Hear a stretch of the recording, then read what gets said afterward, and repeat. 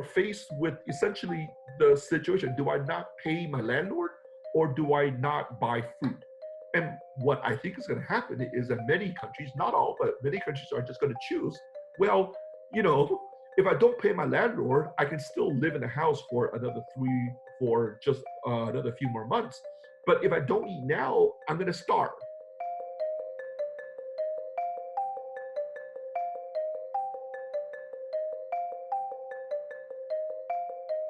There's been a lot of focus in the US on the two big rescue packages that are now, the first rescue package was $1 trillion. The second rescue package was $2 trillion. That is already 15% of US GDP. Okay, 1-5. It's fully 15% of US GDP. And now there are talks about yet another third rescue package for the US. What's happened in other countries? All the European countries have put in place or are going to put in place their own rescue packages. I'll just give you two examples. The Danish government, this was about a month ago, put in place their rescue package where they are going to subsidize 70% of the payroll of every single one of the small and medium-sized companies in Denmark. The UK is going to do something similar. Canada has done something similar. So the details of these rescue packages differ between countries, but they fundamentally involve borrowing huge sums of money. And China is already starting to do exactly the same thing. And going back, and also going back to what I said before, it is likely to spend even more money, and although that decision has not been made.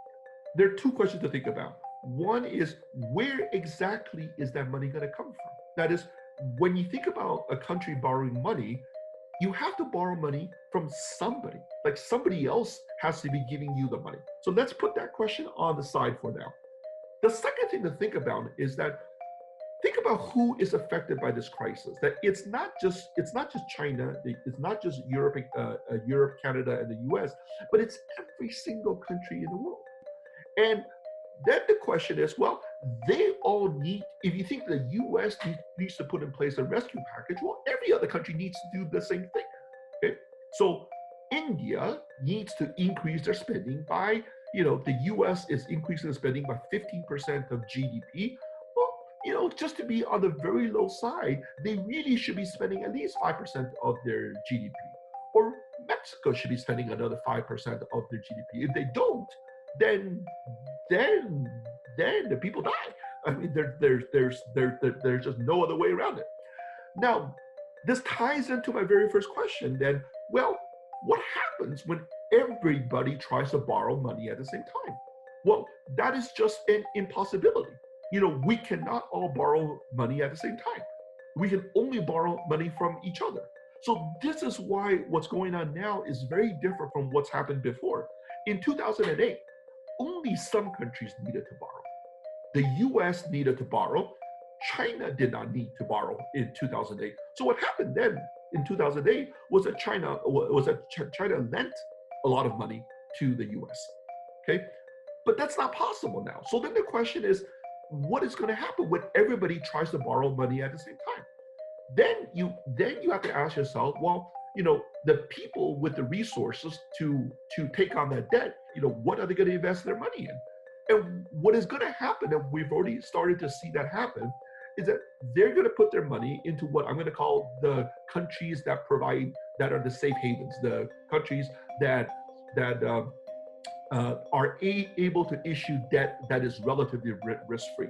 So what's going to happen is that they're going to buy up debt that's issued by the US Treasury, by the Danish Treasury, by the German Treasury, by the Canadian Treasury, by the Chinese People's Bank of China. Where is that money going to come from? Well, it's going to come out of, say, US investors deciding, well, that I no longer want to keep Mexican debt in my portfolio. I no longer want to keep Argentinian debt in my portfolio. I'm going to put my money somewhere else. So they are going to liquidate their holdings of Mexican debt. They're going to liquidate their holdings of Indonesian debt, and they're going to shift their portfolio towards US treasuries. It's going to come from wealthy Mexicans or wealthy Colombians or wealthy Indians that are going to basically take their money and they're going to invest it in assets that are safer. as a consequence of every country needing money at the same time, the market is going to choose. It's going to choose to invest in places that offer these safe assets.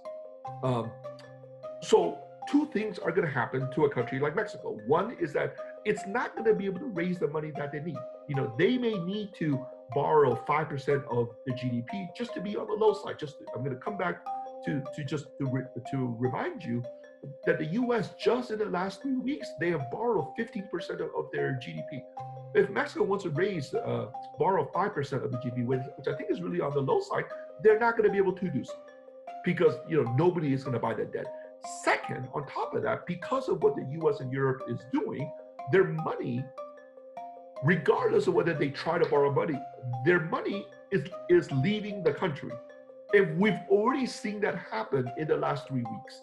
That there's been, the best estimate that we have is that there has been a flight of about $100 billion coming out of the middle income countries in the world just in the last 3 or 4 weeks.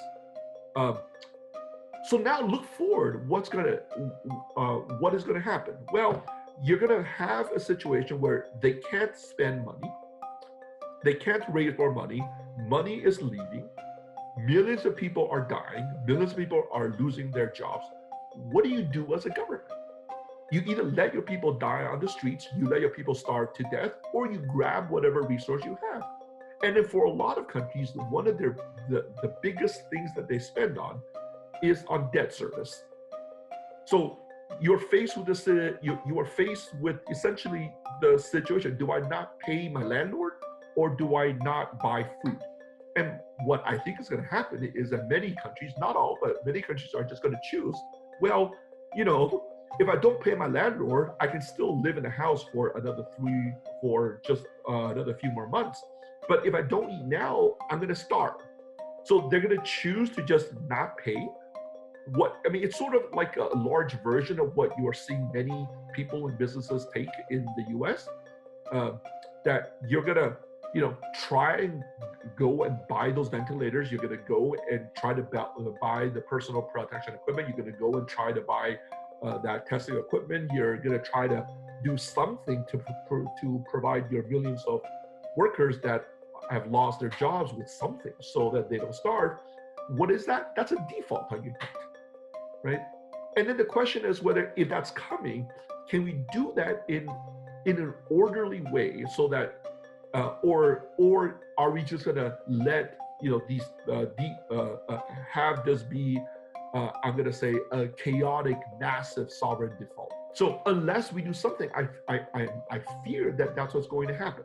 Many governments are just going to make the decision that they're just going to take the money, the billions of dollars that they would otherwise pay servicing their debt, and just take that money and spend it on these urgent social needs.